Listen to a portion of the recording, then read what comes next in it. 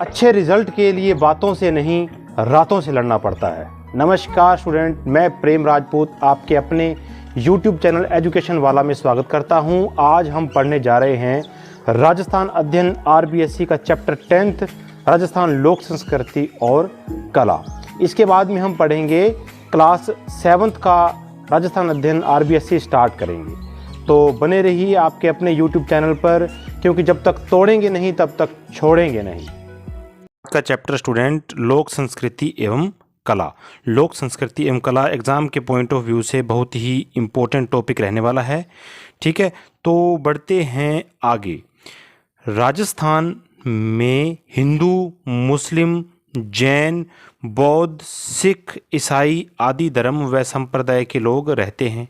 ठीक है, मतलब हिंदू, मुस्लिम, सिख, ईसाई, जैन, बौद्ध आदि धर्म के लोग राजस्थान में रहते हैं। और राजस्थान में ही नहीं बल्कि माय डियर स्टूडेंट ये पूरे भारत में ही निवास करते हैं।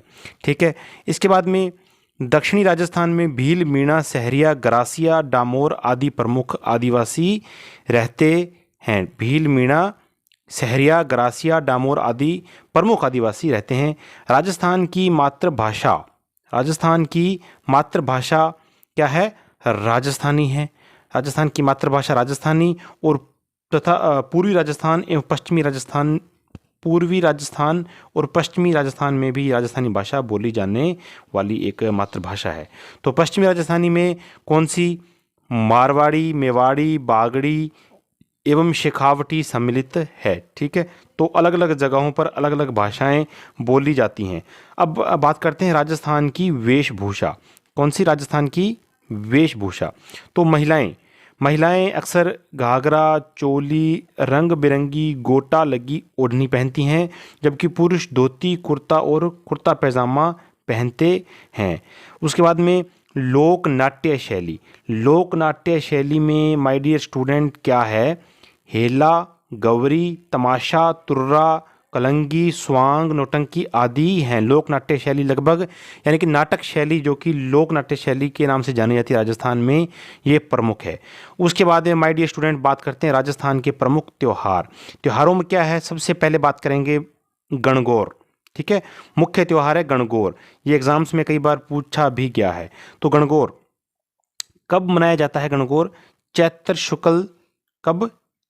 शुक्ल तृतीया से प्रारंभ होता है। और गण तथा गौर शिव और पार्वती के सूचक हैं। ठीक है, चैत्र शुक्ल तृतीया को प्रारंभ होता है। गण और गौर यानी कि शिव और पार्वती के सूचक हैं। ठीक है, तो इसके बाद में बढ़ते हैं आगे। इसके बाद में माय डियर स्टूडेंट आता है तीज का त्यौहार। कौन सा? तीज का त्यौहार। तो तीज का त्यौहार कब? श्रावण माह में शुक्ल पक्ष की तृतीया को और भादों की कृष्ण पक्ष की तीज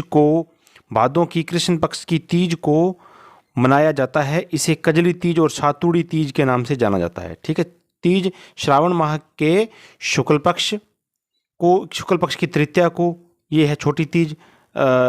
श्रावण माह में शुक्ल पक्ष की तृतीया को तीज मनाया जाता है और भादों की कृष्ण पक्ष की तृतीया को कजली तीज और सातुड़ी तीज के नाम से मनाया जाता है। ठीक है, तो इसके बाद में पढ़ते हैं my dear student Sheetalashtami. Sheetalashtami में क्या खास है कि होली के 8वें दिन। कब? होली के 8वें दिन चैत्र कृष्ण पक्ष की अष्टमी को यह शीतलाष्टमी मनाया जाता है। इस दिन एक दिन पहले बना हुआ भोजन जिसे बासोड़ा कहा जाता है, इस दिन उसका सेवन यानी कि खाया जाता है। होली के 8वें दिन शीतलाष्टमी को बासोड़ा का भोजन किया जाता है। मतलब बासोड़ा मतलब बासी भोजन यानी कि एक दिन पहले बना हुआ भोजन किया जाता है। इसके बाद में जयपुर के पास जयपुर के पास एक जगह है चाकसू, वहाँ पर शील की डूंगरी और उदयपुर के वल्लभनगर कस्बे में मेले आयोजित किए जाते हैं। कब? शीतलाष्टमी के दिवस पर। ठीक है, उसके बाद में आता है अक्षय तृतीया। कौन सा? अक्षय तृतीया। आखा तीज भी कहा जाता है इसे। इस दिन बिना मुहूर्त के सभी मांगलिक कार्य किए जाते हैं। इंपॉर्टेंट लाइन है माय डियर स्टूडेंट कि बिना मुहूर्त के सभी मांगलिक कार्य किस अवसर पर किए जाते हैं, तो आपका सही आंसर रहेगा अक्षय तृतीया। उसके बाद बढ़ते हैं राजस्थान के प्रमुख मेले। केला देवी का मेला चैत्र शुक्ल, कब? चैत्र शुक्ल द्वादशी से चैत्र शुक्ल द्वादशी तक, चैत्र कृष्ण द्वादशी से चैत्र शुक्ल द्वादशी तक, मतलब चैत्र माह के कृष्ण पक्ष की दसवीं से लेकर चैत्र शुक्ल पक्ष की दसवीं तक यह त्यौहार मनाया जाता है। इसे लक्खी मेला भी कहा जाता है। कौन सा? लक्खी मेला भी कहा जाता है। किसको? केला देवी के मेले को। ठीक है, इसके बाद में बढ़ते हैं आगे। इसके बाद में आता है महावीर जी का मेला। कौन सा? महावीर जी का मेला सवाई माधोपुर में ये मनाया जाता है और चैत्र शुक्ल पक्ष की एकादशी से वैशाख कृष्ण पक्ष की द्वितीया तक मनाया जाता है। यहाँ 24वें तीर्थंकर महावीर स्वामी जी की लाल रंग की भव्य प्रतिमा है। कहाँ? सवाई माधोपुर में 24वें तीर्थंकर महावीर स्वामी जी की लाल रंग की प्रतिमा, भव्य प्रतिमा है। उसके बाद में कोटा का दशहरा मेला, ये तो आपको सभी को पता ही होगा कि कोटा में मनाया जाता है। हरियाली अमावस्या का मेला उदयपुर में हरियाली अमावस्या के दिन मनाया जाता है। ठीक है, और इसके बाद में शुरुआत कब हुई? महाराणा फतेह सिंह ने इसकी शुरुआत की थी 1899 ईस्वी में।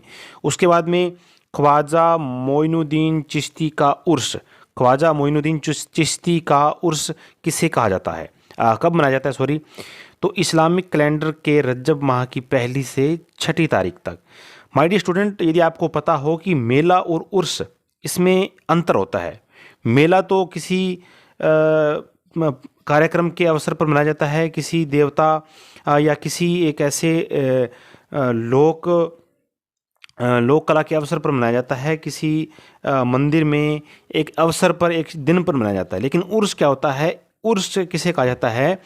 उर्स का तात्पर्य है जब किसी परमात्मा का आत्मा से मिलन हो जाए तो उसे उर्स कहा जाता है। ठीक है, उसे उर्स कहा जाता है। इसके बाद में माय डियर स्टूडेंट बढ़ते हैं बेणेश्वर मेला। कौन सा? बेणेश्वर मेला। तो बेणेश्वर मेला कब, कहाँ?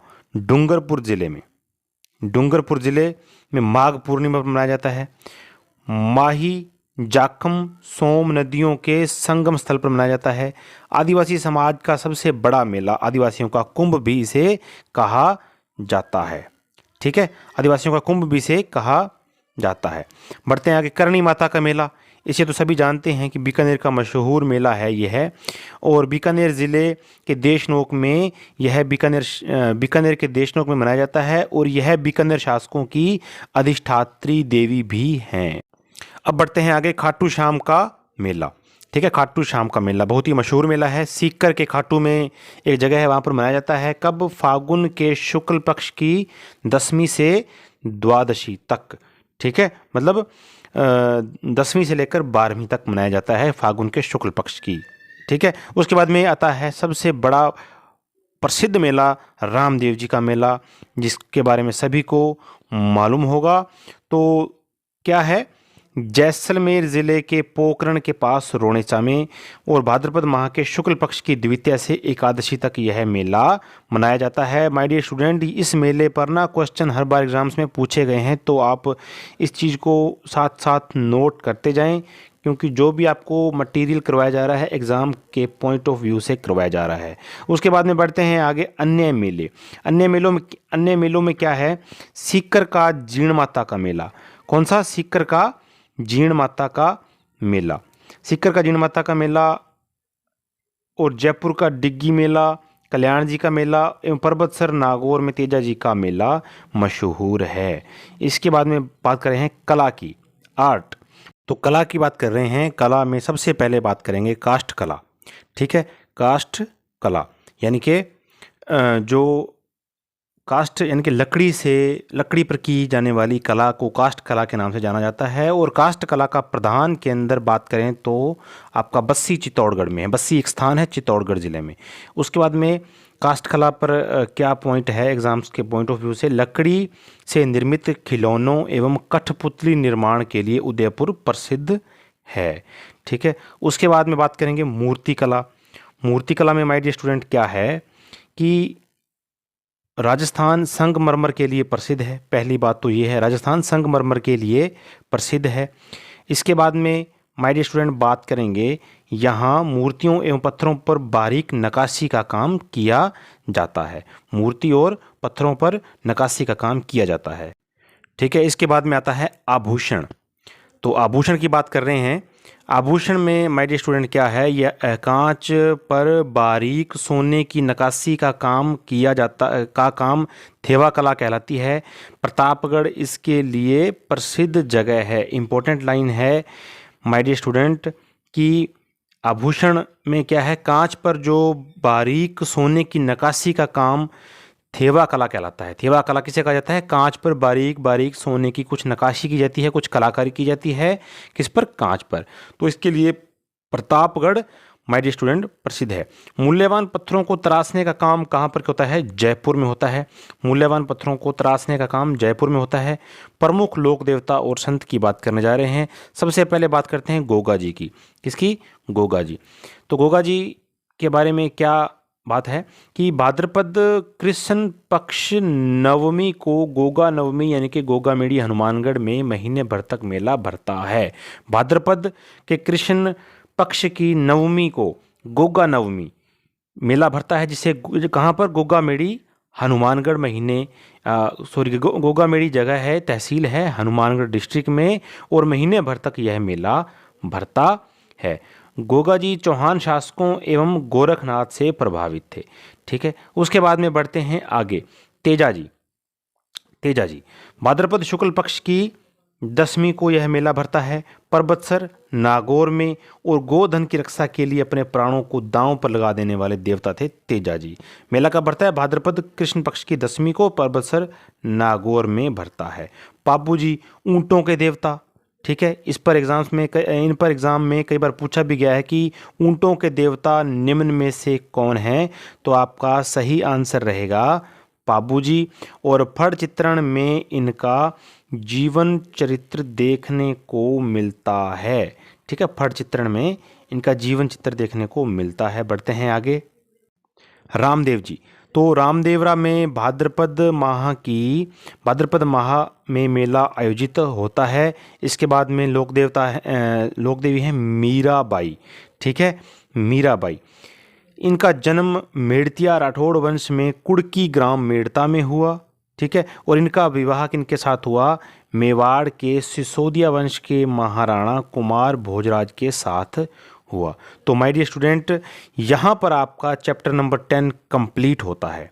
तो आपका 1 से लेकर 10 तक राजस्थान अध्ययन आरबीएससी की 6ठी क्लास के 1 से 10 लेसन आपको करवा दिए गए हैं। इसके बाद हम नेक्स्ट क्लास 7th राजस्थान अध्ययन स्टार्ट करेंगे, जो कि आपको नेक्स्ट प्लेलिस्ट में मिलेगा। तो साथ साथ आप नोट्स बनाते रहें और चैनल को प्लीज़ शेयर करें उन बच्चों तक जिनको इस कंसेप्ट की, राजस्थान अध्ययन जो कि आरबीएससी का मैटर है, जिसको इसकी ज़रूरत है। ठीक है, तो शेयर करना ना भूलें और सब्सक्राइब ज़रूर करें। तब तक के लिए धन्यवाद, नमस्कार।